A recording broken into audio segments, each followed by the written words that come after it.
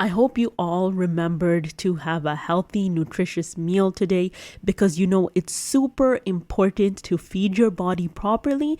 But just as important it is to feed your body, it's as important or even more important to also feed your soul.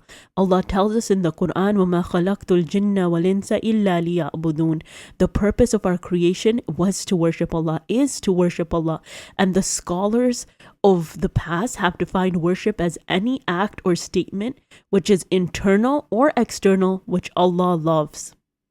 So when we're doing any good deed, or even when we're just saying good things and thinking good thoughts, we're nourishing our souls and we're feeding our souls by fulfilling our purpose. We're actually recharging our souls. What happens to our bodies if we don't eat anything at all during the day? We start feeling lazy, lethargic, angry, and upset for no apparent reason. Well, similar things happen when we don't feed our soul.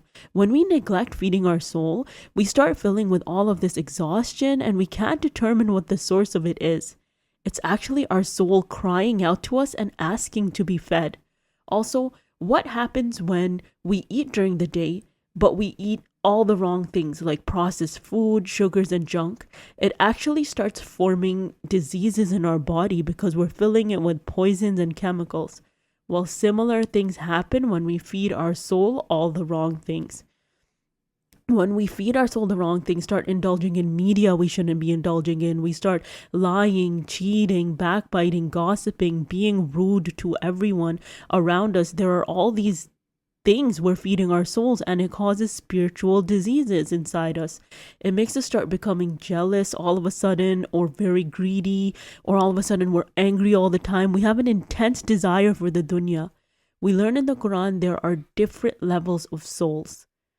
And Sheikh Ibn al-Qayyim summarizes this very nicely. We fluctuate between 3 different levels of souls. So the ruh that Allah created is pure, our fitrah is pure, but as we grow older, our environment and our actions make us fluctuate between the 3 levels. There's the nafsul ammara bisu, the soul that calls towards evil. This soul is content with doing evil actions and it doesn't feel bad about it. Then there's the nafsul lawama. This soul does good deeds and then it does bad deeds, repents, regrets, and it repeats the cycle over and over again. And then there's the nafs al-mutma'inna, the peaceful soul, the tranquil soul, the soul that's happy in the obedience of Allah and in loving Allah subhanahu wa ta'ala, and it doesn't have attachment to the dunya. So in order to stay at this higher level of soul, or at least in the first 2 levels, we need to make sure we're feeding our soul and nourishing our soul on a regular basis.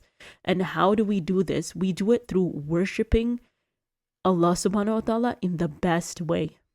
I was reading the translation of The Alchemy of Happiness by Imam al-Ghazali.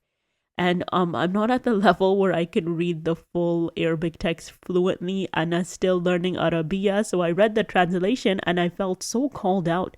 He was telling us that as human beings, we have the tendency to cultivate 3 different qualities inside of us: angelic qualities, animalistic qualities, and devilish qualities.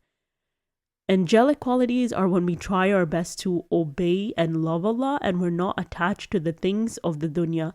Animalistic qualities are when we've made the dunya our everything and we just want to rest, eat well, and when bad things happen to us, we don't know how to cope with it because the dunya is our everything. And then there's the devilish qualities where not only are we sinning, but we're enticing the people around us to sin as well.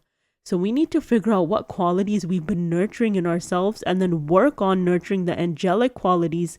And again, how do we nurture the angelic qualities? How do we become the peaceful soul, the tranquil soul? It's by feeding our soul all of the right things.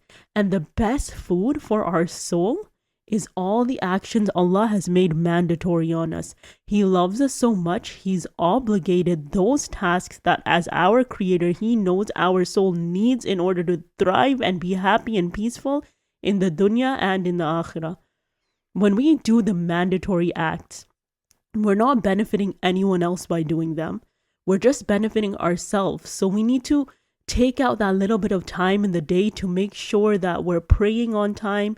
And also, what's the highest, the purest thing that we have in the dunya right now, the words of Allah, the Quran. So when we read the Quran, that's literally like medicine for our soul. We're not just feeding our soul, we're literally healing it. So we need to make sure to take time out for all of these acts, because the purpose of our creation is ibadah, is worship. And if we're not worshiping Allah subhanahu wa ta'ala, we're not fulfilling our soul's purpose, then naturally we're going to be feeling all of these negative emotions.